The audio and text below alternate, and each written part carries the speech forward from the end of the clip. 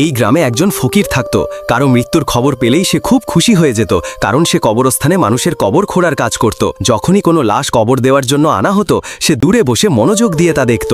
রাত 12টা বাজলেই সে হাতে লাইট নিয়ে আবার কবরস্থানে ফিরে আসত। তারপর লাশকে কবর থেকে তুলে এনে তার সঙ্গে দুষ্কর্ম করত এবং আবার মাটি চাপা দিয়ে দিত। এভাবে সে অনেক লাশের সঙ্গে একই কাজ চালিয়ে যেত, আর ধরা না পড়ায় তার সাহস বাড়তে থাকলো। একদিন তাকে আবার একটি কবর খুঁড়তে বলা হয়। সে খুশি মনে কবর খুঁড়ে দেয়।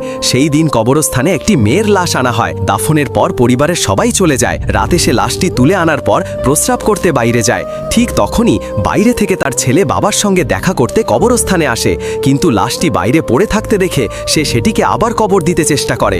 ঠিক তখন পরিবারের এক সদস্য তাকে দেখে ফেলে। সবাই মিলে ছেলেটিকে ধরে মারতে শুরু করে। পরদিন লোকটি জানতে পারে যে ছেলেটিকে সবাই পিটিয়ে মেরে ফেলল সে আসলে তার নিজের ছেলে।